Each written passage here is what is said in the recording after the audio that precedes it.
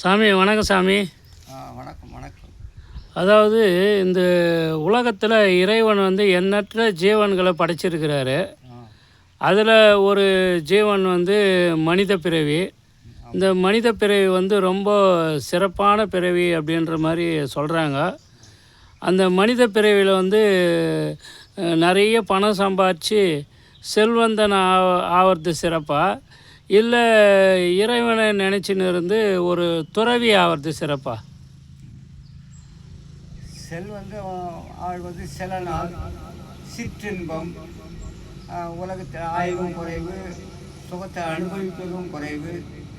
அது முதுமையை செல்வத்தால் தடுக்க முடியாது, மரணத்தையும் செல்வத்தால் தடுக்க முடியாது.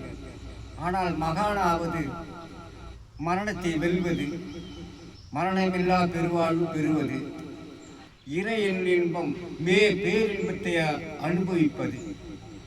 பேரின்பம் என்ன? பரபோதம்.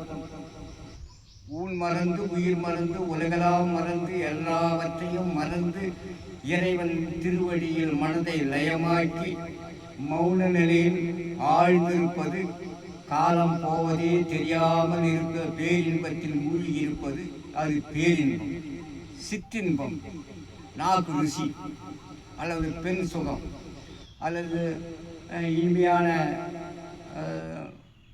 பாடல் இசை போன்றவற்றை ரசிப்பது, இனிமையான வாசனை, இதெல்லாம் கொஞ்ச நேரம், அப்புறம் தெவிட்டு போகும்.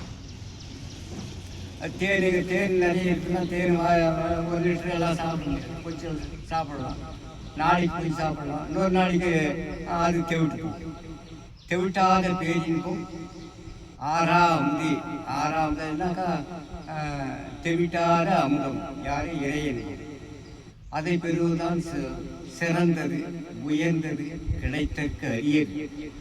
ஆனால் செல்வந்தனாக வாழ்வது, பெருமைக்கு வாழ்வது, அவ்வளோதான் சொல்ல முடியும். சுகமாக வாழலாம் அப்படின்னாக்கா சிறப்பாக வந்து உதாரணத்துக்கு வந்து உழைப்பாளி ஒரு ஏழை 10 இட்லி சாப்பிடுவோம், 8 இட்லி சாப்பிடுவோம், இன்னும் 15-20 இட்லி சாப்பிட்றவங்க இருக்கிறாங்க. ஆனால் செல்வந்தன் வந்து 2 இட்லி சாப்பிடுவோம். அதான் வித்தியாசம். அனுபவிக்குது. தூய்ப்பேனெனில் தப்புன பலவே, 9 நாள் 30 2 தூய்ப்பேனெனில் தப்புன பலவே. நீ 7 ஜவுளி கடை வச்சுருந்தாக்கா 7 சர்ட்டு 7 வேஸ்டியை கட்டி போகிற கிடையாது. அந்த பொண்ணு தான் 500 மூட்டை 1000 மூட்டை நெல் அறுத்தாண்டாக்கா 50 இட்லியாக சாப்பிட்டு கிடையாது. அந்த 2 இட்லி 3 இட்லி தான். அப்போ என்ன, ஏழைனா தான் சாப்பிட்றான், ஏழையும் தான் கொடுத்துறான். என்னன்னாக்கா என்கிட்ட நிறைய இருக்குதுன்னு ஒரு பெருமை. அவங்ககிட்ட போய் சேவை செய்யணும், கொஞ்சம் வணங்கி வேலை கேட்பான், வணங்கி பதில் சொல்லுவான். அது அவனுக்கு ஒரு அகங்கார இன்பமாக இருக்கும். அந்த இன்பத்தை பெறுவதற்காக செல்வத்தை பெறுவது, அது வேற ஒரு நிரந்தரமற்றது. உடல் நோய் வந்துச்சுனாக்கா செல்வம் ஒரு மனம் வைக்கும், வேதனை தான் அனுபவிக்கும். அதில் செல்வந்தர்களுக்கு வியாதி அதிகமாகுது. ஏன்னா உழைப்பு இல்லாததுனால, உடம்பு அசாத வச்சுக்கிறதுனால நோய் பறவை வந்து உட்காரும், நோய் சுலபமாகுது. ஞானிக்கு நோயெல்லாம் விலகி போகும், மரணமில்லா பெருவாழ் வாழ்வார். பெரிய பெரிய அரசர்கள் எல்லாம் ஞானத்தை தேடி துறவு கொண்டார்கள். பட்டணத்தார் எவ்வளோ பெரிய செல்வந்தர், பல கப்பலுக்கு அதிபதி, அவர் எல்லாத்தையும் முதலி தள்ளிட்டு துறவியானார். பத்திரகிரியார் ஒரு அரசர், அவரும் துறவுதான் சிறந்ததுன்னு துறவியானார். இன்னும் பல அரசர்கள் துறவி நிலையை அடைந்திருக்கிறார்கள். எந்த துறவியும் அரசனாகணும்னு ஆசைப்படுறது, அரசனா துறவியாகணும்னு ஆசைப்படுறது. ஏன்னாக்கா துறவு தான் சிறந்தது. உலகத்தில் செல்வம் வந்து அந்த கொஞ்சம் அது சுகம் சொல்லிடுங்க, கொஞ்சம் பெருமையாக வாழலாம், அவ்வளோதான். மற்றபடி இந்த வைத்தியம் பார்க்கறதுக்கு கொஞ்சம் சிறப்பான முறையில் பார்க்கணும். உடம்பு உழைக்காமல் இருக்கிறது தான் செல்வம் நிறைய தேடுறது. உடம்பு உழைக்கலைன்னாக்கா நோய் நிறைய வருது. நல்லா ஜீரணம் ஆகிறதுல சாப்பாடு நிறைய இருக்குது. ஆனால் அந்த சோம்பலான வாழ்க்கைக்கு தான் செல்வம் தேடுறது, அது நிரந்தரமற்றது. ஆனால் சாமி, ஒரு அருமையான ஒரு உதாரணம் ஒன்று சொன்னீங்க. அதாவது அரசன் வந்து எல்லாத்தையும் துறந்துட்டு நம்ம அதாவது சன்னியாசியாக போகலாம் அப்படின்னு போயிருக்குது தான் நிறைய வரலாறு.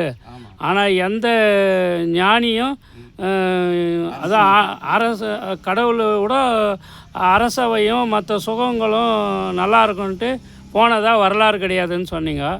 ஆனால் உண்மையிலே அருமையான ஒரு விளக்கம் அது.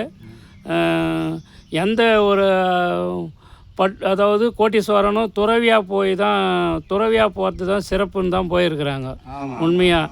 ஆனால் எந்த துறவிகளும் துறவரத்தை விட்டுட்டு யாரும் மற்ற இகலோக செல்வத்துக்கும் மற்றது தேடி அலைஞ்சி சிறப்பு பெற்றதா எதுவும் வரலாறு இல்லை. உண்மையாக நீங்கள் சொன்ன மாதிரி பட்டினத்தார், பத்திரகிரியார் ஒரு நாட்டு அரசன். அதே மாதிரி பட்டினத்தார் மிகப்பெரிய செல்வந்தன். அது மாதிரி நிறைய வரலாறு இருக்குது. ஆனால் கோட்டீஸ்வரனுங்கெல்லாம் நாட்டெல்லாம் துறந்து துறவியாக போய் இறைவன் அடைஞ்சு இறைவனுடைய சுகத்தை பெற்று மோட்சம் அடைஞ்சாங்க அப்படின்னு நிறைய வரலாறு படைச்சிருக்குது. உங்கள் மூலயமா அதை நான் தெரிஞ்சுக்கினேன். கண்டிப்பாக ராமரே வந்து விஸ்வாமித்திரர், வசிஷ்டர் இவங்களெல்லாம் குருவா நினைஞ்சு வணங்கி நிற்கிறாரு. ராமரை வசிஷ்டரோ விஸ்வாமித்திரரோ வணங்குவதில்லை. ஆனால் விஸ்வாமித்திரரையும் வசிஷ்டரையும் ராமர் வணங்கி நிற்பார், காலில் விழுந்து பணிவார். ஆனால் அவர் ஒரு அவதார புருஷர் இருந்தாலும் துறவுக்கு அவ்வளவு சிறப்பு கொடுக்கிறார். அது போல பணக்காரெல்லாம் பட்டேசி காலில் விழுறாங்க. பட்டேசி போய் எந்த பணக்கார காலையும் விழுறதில்லை. அதெல்லாம் அதை வச்சே நம்ம வந்து எது சிறந்ததுன்னு தெரிஞ்சுக்கலாம். நான் வந்து இது தெரியாத இவ்வளோ நாளாக மன வேதனையில் இருந்தேன். உங்கள் மூலயமா அது ஒரு தெளிவை நான் தெரிஞ்சுக்கணும் சாமி. அப்போது இறைவன் தேடி இறைவனர்கள் பெறதே மிக உயர்ந்ததுன்னு இந்த மனித ஜென்மத்தில் நான் தெரிஞ்சுக்கினேன். ரொம்ப சந்தோஷம் சாமி. இது மக்களுக்கு எல்லாருக்கும் சென்று அடைஞ்சால் ரொம்ப சந்தோஷமாக இருக்கும். இறைவனர்களும் அவங்களுக்கு கிடைக்கும். அதெல்லாம் வந்து அவங்களுக்கு விலைக்கு சொல்கிறதுக்கு நான் தயாராகிறேன். வந்தவங்களுக்கு சொல்லலாம். அது அவங்களுக்கு பாக்கியம் சொல்லலாம். சரி சாமி, நன்றி சாமி.